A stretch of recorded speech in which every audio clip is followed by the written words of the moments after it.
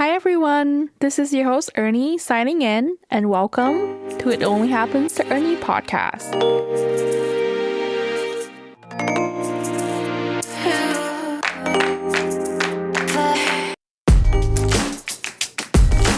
Hi guys, welcome back to my podcast. So, first thing first, I have a few people actually that I want to give a shout out. And first person is my Uncle Philip.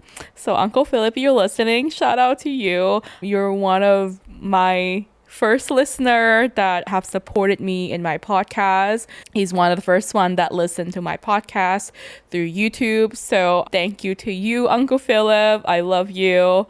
Thank you for supporting my podcast. And another one is Gary. So Gary is actually a listener that's all the way from UK. He is my husband's stepdad. So hi to you, Gary. Shout out to you. Thank you again for always listening to my podcast every single week, every time I post. Gary always message me, let me know his feedback. Most of the time it's just him telling me that I'm doing a really good job. Sometimes I'm like, are you sure I'm doing a good job? But anyways, thank you, Gary, for always supporting my podcast and every single episode. It's always so nice to hear from you and hear from everyone. But every time I see Uncle Philip, he always mention about my podcast now, and every week I post, Gary always is in my DM or messenger and always let me know how he feels. So I love it. I love hearing from you guys, whether it's family or friends. But anyways, let me take this opportunity as well to thank everyone who listened to my podcast, who have promoted it, who repost or post my podcast on their stories, anything like that to support my work and my podcast. I greatly appreciate it. It meant so much that you not only listen and support my work, but also share them to your friends or your other family members and things like that. I really appreciate you. Love you guys. So we have had a lot of good coverage on Thai culture that I explained last week, and we have had conversation just about my struggles of moving here and different cultures that I struggle with. So I thought this week would be a good place for me to talk about where I really struggle with being a Thai American. And so much of it was actually from high school. As I mentioned from previous episodes, so like middle of nowhere Asian or like she's on the other side of the world, those two episodes I mentioned greatly about my struggle of being here and moving here and all that stuff. So if you haven't listened to it and you just found my podcast, you might want to go back and listen to that episode or those two episodes. But if you already listened to it, you're right on the track here. And so yeah, I want to talk a little bit more about that specific period of time in high school that I really struggle with being an Asian and being a Thai person living in a small town of West Virginia. I felt like, and I understand that what I'm about to say, it's going to sound really heavy starting off. You're like, wow, good morning to you too. But what I'm about to say, it's going to sound really heavy at first, but I will explain to you obviously my story behind that. And I want to say that how I felt back then does not represent how I feel now. I have grown a lot since then to be able to sit here and openly talk about that journey for me. But I hated being Asian in high school. It sort of started off, as I mentioned a couple weeks ago, with one of the episodes that I did call Is It Earn or Earnny? What I didn't mention about specific part was that whole journey of me wanting another nickname was definitely the catalyst of not wanting to be an Asian person. And the reason is because I obviously, when you struggle for quite a few years to be an Asian person in a small town in a predominantly white school, and you don't have a community or anyone for you to really hold on to your identity, as I mentioned in my previous episodes, that my mom hasn't always been around. You know, she goes back and forth a lot between Thailand and US, and I sort of lost touch with my Thainess. I lost touch with a little bit of like my culture, even though I know when I speak to my mom or when she comes back to America, I still have to obviously know Thai way and Thai culture. But as soon as she goes back to Thailand, it is back to being American, a full on American with my dad. And as I explain it, my dad is very redneck, very country, very American. That's very much like, you gotta embrace this or you're not gonna make it, kid. And so I kind of took that to heart. I mean, both me and my brother did. You know, my brother, he plays sports, he played football, which is like, I don't know, even a lot of Asians or a lot of Thai kids play football, or their Asian parents even allow them to play football. I remember my mom was very adamant about football because it's a pretty aggressive sport and you can really injure yourself, which my brother actually ended up injuring his knee pretty bad, and he had to have surgery on it. But it's truly is part of being a small town American, is that you gotta play sport. That sweet American dream. You gotta be able to have good grades. You gotta be able to sort of like be a well-rounded person and have all these extra curriculum and extra activity, and to be a good student or to have a good future ahead. And so I was very much in that storyline of, okay, I gotta work really hard. Obviously have to learn what it's like to be an American because everyone else is American. And looking back on that, as I mentioned it is as well, it's just purely survival, right? I mean, all my brain was doing at the time was just trying to be more American, because if I don't understand it, or if I don't have this concept or understand this very soon, I am not going to make it. So I have spent years of, middle school and then the rest of the years of high school to turn into an American kid.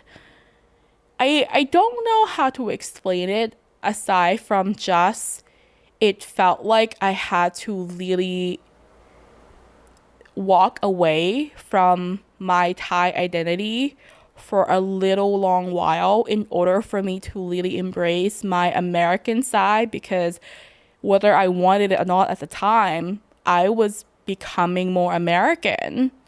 And as my mother mentioned it in one of the episodes that I talked about, she didn't even really like that. My attitude becomes more American. I become more direct. My mannerisms are a little bit different. The way my independency, even, I think at the time she didn't like, because it comes across as very immature or just very American. And in Thai culture, it's almost the opposite of that. Obedience is very important in Thai culture and Thai society structure. And so when you come across as direct, it can rub off inappropriately. Like Thai culture, it's all about soften your words and soften your sentences, soften your tone and mannerism, and where it's basically the opposite of American culture, which is just to be direct, and constructive criticism is a thing here. Whereas in Thailand, you have to know how to speak softly and give advice in a way that is not harassing other or judging others.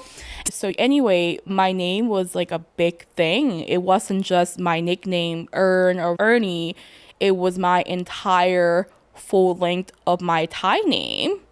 I don't know if I'm like trying to think back. I don't think I even like say my full name out loud. So yes, Earney is not my full name. Earney is my nickname. My whole full name, and you guys, this is like my maiden names as well. So before I became a Parkin, before I acquire Parkin, my name was very long. Like my first name is already long, but my last name was even longer. So my Thai name, my full Thai name was Get Gan Ya Gon T Ma Thananan. So Get Genyagon is my first name, Tima Tanatnan is my last name. Like nobody can say that, okay? Unless you're basically Thai, even if you say it, you're gonna have a really hard time pronouncing it correctly. Which to be honest, I don't really mind. I don't mind either way if you call me Earn or Earney, or if you want to call me my full name. But I had a really hard time with that because there just wasn't like SAT paper or ACT papers would not have enough space for my name. That was like a really big issue. One of the frustrating part too was my driver license. I think my driver license. I think it must have been like my social security number or something like that. They typed in my name incorrectly.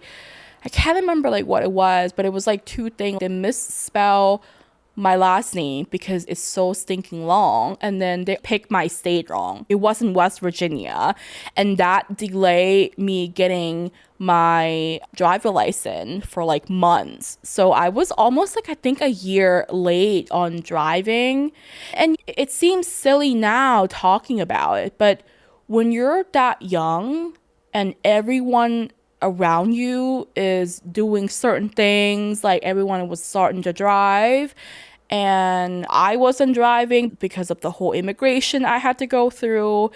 When you're going through puberty, I think anyone out there who's listening can relate to what I'm talking about here. When you're that young and you're in that age of like being high school and being in college, you prioritize your friends. You prioritize wanting to fit in or wanting to be part of the group or wanting to do everything else everyone was doing. Whatever trend that was cool at the time, like you want to be part of it. I mean, so is me. I want to be part of the group. I want to fit in. I want to be an American. And it was almost as if it was exaggerated for me even more because I had to learn how to be an American in a very Asian body. I had different names, longer names than anyone else. I am Asian. I don't speak perfect English or have perfect accent. There's so many different points looking back that made me feel out of place. And I felt like I had to try even harder to seem as if I wasn't struggling, trying to fit all of that in and trying to blend in with everyone else. Obviously, part of that was my name. It became a conversation. Like if we had a substitute teacher, and here we go again, they're gonna juggle with my name, and it's kind of like, well, here's Sarah or here's Jacob, and then and then they saw my full name and they're like kit, and it becomes a whole thing. People just laugh, and even though they don't mean anything by it, it gets old, especially around the time that you're just trying to blend in, you're trying to be like everyone else. I didn't want that part of myself to be the headline in every single conversation or every whatever topics we're talking about. It becomes this part of identity where I have to try to get away from it because it reminded me that I was different, that my struggles are real, and that no matter what I do, I cannot get away from just being that one girl with a really long name and a really broken English and a really funny accent. And as sad as it sounds, at the end of the day, I was just trying to be Earney. The actual origin of me was definitely because I wanted to be more relatable. Like, a lot of people would be like, oh, like Earney from Sesame Street. I was like, yeah, sure, whatever. Like, Sesame Street. I still don't know what the character actually looks like. Like, that's the really sad part. I know the monster cookie, okay? Everybody knows the monster cookie. But if you ask me, like, who's Earney out of all the character, I have no freaking idea. Like, that's how sad it is. I just want it to be relatable. But here's the beauty of this entire thing between, like, Earn versus Earney is that I feel like Earney has become a nickname that I've grown to really like because it's a name where I really truly able to explore myself and my own identity that maybe is not Thai, but not too Thai, not too American. It's just Earney, and I am learning to just be Earney, and it may not fit any sort of box or any social expectation from neither of the culture, but it's Earney. And you know what? I love Earney. Like, I have been through a lot and grown a lot into the Earney that I am today. Whether or not that name I might have started as like, oh, it's just like I just want to be related to people, or I just want people to have an easier time to say my name. And that may stem from not wanting to share part of my immigration journey. But here I am sitting in front of the mic telling basically the world that I am so proud to be Thai. I'm like getting emotional, but it's so much deeper than just this nickname. I'm Earney today because of all the choices that I made, all of the struggles, all the things I have been through. I basically reinvented her. I upgraded to this Earney. As I'm doing this podcast, I hope it shows that I'm, matter of fact, embracing it more than anything. I mean, this podcast is anyone who's listening who is also an Asian person and you went through the same thing as I did. A lot of your friends are white and you're in a small town and there's not a whole lot of Asian community or just people that you can relate to, or being immigrant or being different. I want you to know, if you're struggling with this, you're not alone and there is nothing wrong with you. Matter of fact, it is not a surprise that you have gone through this identity crisis. It's completely valid. I feel like I try my best to really embrace both culture in my version because, listen, from many Thai perspective, I am not Thai enough.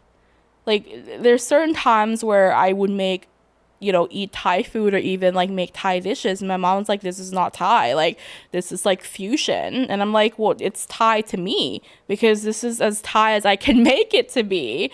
So she's like, well, you haven't gone to Thailand like in a really long time. So you probably forget what it's supposed to taste like. So that already is like a good example of like, okay, well, I'm not Thai enough anymore.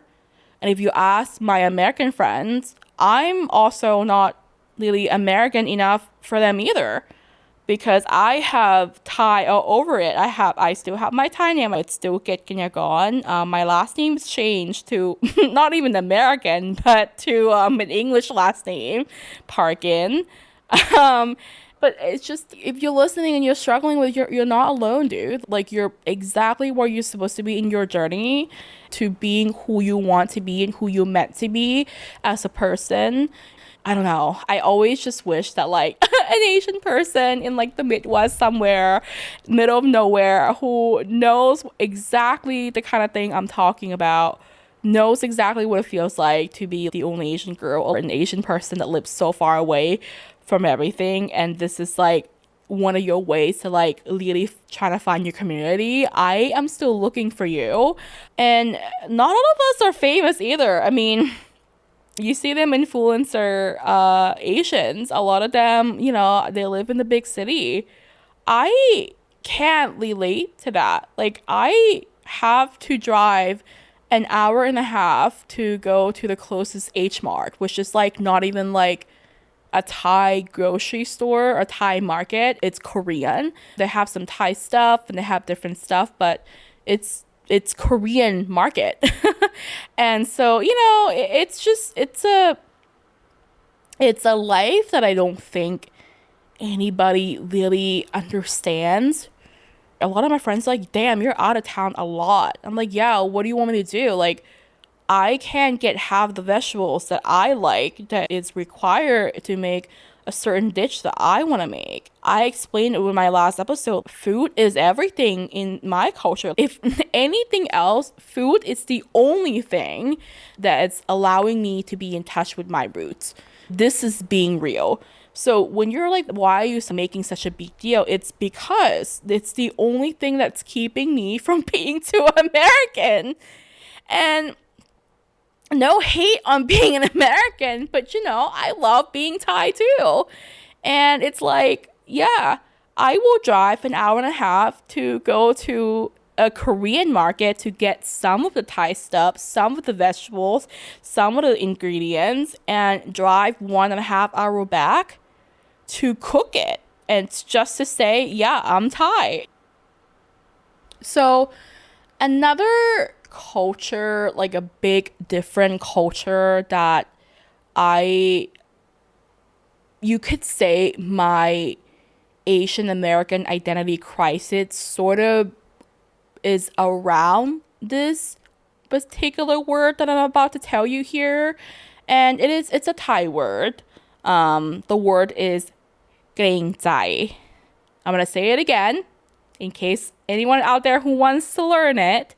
The word is kreng zai. Maybe if I spell it, you can understand the way I pronounce it better. It's Kreng. That's kreng. And zai is Jai. So kreng zai mean thinking about other people's feeling and burdens before your own. And it's a really big concept for Thai culture here. It's to have compassion, it's to have respect, it's to have community, it's to have empathy within you. And that's all really great, right? There's a very positive things that come with this whole culture concept around this word. And, you know, I was taught in my culture, obviously through my mom, through my family, that this is a very important trait to have. It's an important word to really keep in mind when you go out there and you take on the world. For me, I had a really hard time with this concept when I moved here, and especially in high school, because I had that shift of, okay, I understand now that I need to be more confident. I can't really be gangsai when I want to be more direct with people because I'm already a big people pleaser. To find that happy medium can sometimes really, it's difficult. There's a pros and cons and everything. Gangsai, I think it's really nice way to treat other. I think you always should have gangsai in your heart. But having too much of it, I think you could have a really hard time trying to navigate this world. And, you know, when you're naturally a people pleaser like I am, and you learn Grangjai a little too well, you could forget what you actually wanted for yourself. So that was a journey I had to go through because, you know, people pleaser never pleases anyone. especially themselves, right? And so, with that whole entire concept, there is like another Thai culture that I want to talk about here, which is saving face. I don't know if many American even understand like what even that really is, but basically saving face, we say it all the time in Thai. And that means to like not embarrass people. Basically same concept as king jai. You want to keep harmony, you want to stay polite, which is drastically different compared to American culture. In America, I feel like you say what you mean what you say. You pretty much straight to the point, straightforward, and you stand up for yourself. If I were to save face by because I was too embarrassed to ask for help, then I would never be sitting where I am today in front of the mic speaking fully in English. And same concept with like not wanting to disappoint people. I feel like I had to disappoint many people, including my parents, to get to where I'm at today. And, it's sometimes, guys, like doing this podcast, there's no saving face from this. Like, I had to stand by with every word I mentioned. So sometimes that could be like nerve wracking, but you just have to put yourself out there and do your best and just hope for the best. And so I had to unlearn a lot of those traits and unlearn to save face so that I can grow and be here. If I'm being frank here, I am afraid every single week when you're doing this all by yourself and it's just me and my mic. You're like, can I say this? Should I say this? Am I saying it wrong? Does anybody understand what the hell I'm talking about? But you have just got to trust the process, trust yourself, trust that your listener will continue to listen to you. Yeah, so anyways, I feel like this episode, I don't know if most of my listener can relate to what I'm talking about here. Maybe you're just here because you want to learn about my culture. I just struggle a lot growing up. I felt like I had to pick a side and realize later on that I don't have to. A lot of people who really know me and really love me for me isn't loving me just because of my Thainess or just because of my Americanness. They love me because they like me being Earnny. And yeah, I'm proud to be here. I'm proud to sit here in front of my mic and just share you my thoughts, share you my struggle, share you my experience, and hopefully you gain a little bit of perspective, gain a little bit of something from this conversation. Being Asian American or being Thai American isn't half of two identities. You're one whole person and one whole identity.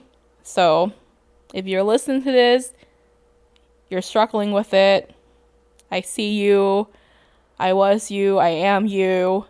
Maybe you're in a journey of blending in where it feels safer than standing out. Listen, that's okay too. All of us has gone through that, and your name, your accent, your immigrant's parents, your Asianness or Americanness, gang zai, people placing, small town, little life. You feel like you just all caught up between the two world and two culture and just juggling between the two. They're all chapters of the same stories, the same book. And my story is the testament of telling you that you're gonna get to the other side, being completely yourself, being completely so proud of who you are in your journey. And yeah. So we have entered my favorite part of my podcast, which is a segment that I've started last episode, and it is Thai word of the week. And yes, I do have a word for you today of all your listener. And the Thai word of the week is Nam Zai. I'm going to say it again. Nam Zai. So to break down this even more, Nam, N-A-M, Nam, actually means water. which symbolizes life, fluidity, abundance, and Jai, Jai, Jai means heart.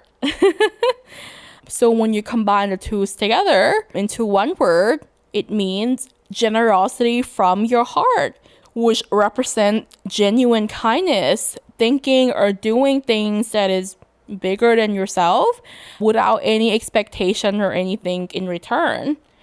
And it's things like when you're in Thailand and they realize you're a foreigner and they give you things out for free for you to try without expecting you to pay them. That's Thai people having namjai. Another example is when you're in Thailand and you're completely lost and they went out of their way to help even though they can't speak English or understand what you're saying, but they're trying their hardest, whatever, through like just sign language or whatnot, pointing at different things. That's them having namjai. Or I can give you my favorite example that involves my dad. That's right, John Bauman we're talking about here. Dad is an absolute abundance of having namjai. One of my favorite story of how dad made friends with one of our long time family friends now was when he was much healthier. I want to say maybe like freshman year of college. Dad wanted to be more active and start riding a bike. And yes, this is pre-COVID here we're talking about. So there was no trend of people wanting to ride a bike or anything like that just yet. He basically woke up one day and decided he had free will and wanted to use it to ride more bike. And we live near the CO Canal. If you don't know what that is, CO Canal is a bike trails that stretches from Cumberland, Maryland, all the way to actually DC, Washington, DC. We would use that trail to like just bike from our house to Cumberland. It's about, I want to say, maybe 2 miles, almost 3. But anyway, on his way there, he was flagged down by a couple of strangers asking him the hours of when the train station was being operated. And, you know, these couple, they're from out of town and just visiting our little town for the weekend. Dad told him what he thought was the right hours and then rode off further into Cumberland. But the unexpected happened. Dad, being dad, he biked to the train station and learned that he had told them the incorrect information. And so, you know, he made it his mission to fix it. So he biked around and he later found them and learned their names to be Moni and Shahid. And he told them that he made a mistake. He told them the incorrect hours and he didn't want them to miss out on the historical train ride of Cumberland. They were so moved by him that they kept in contact. I definitely remember Dad riding back and told me all about it, that he met this couple and blah, blah, blah. He got their phone numbers and he was going to call them up later. And can you believe it? They became friends ever since that day. We went over to their house. We met their family. Dad used to call Uncle Shahid every single day and vice versa. Our family became their friends and their family became ours. They were there at Dad's funeral and spoke at his funeral as well. So a lifetime friends simply from having namjai. So technically, I've taught you 2 words today this week. I've taught you the word namjai and the word, if you remember, gaengzai. And those 2 words are why Thailand is known to be the land of smiles, acceptance, and kindness.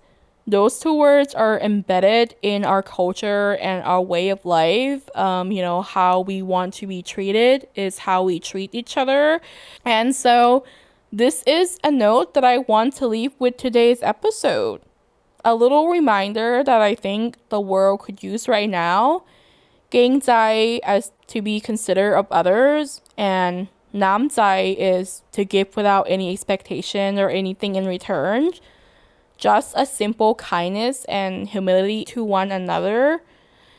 If you like today's episode, let me know in the comments or DM. Can you relate to what I'm talking about in today's episode? Maybe you can share your word of the week with me, or maybe share what's been on your mind, what you've been struggling with. I always look forward to hear from you guys. And just one last little reminder, if nobody has said it to you yet today, thank you for being you. And that's a wrap on this episode of It Only Happens to Earnny podcast. This is your host, Earney, signing out.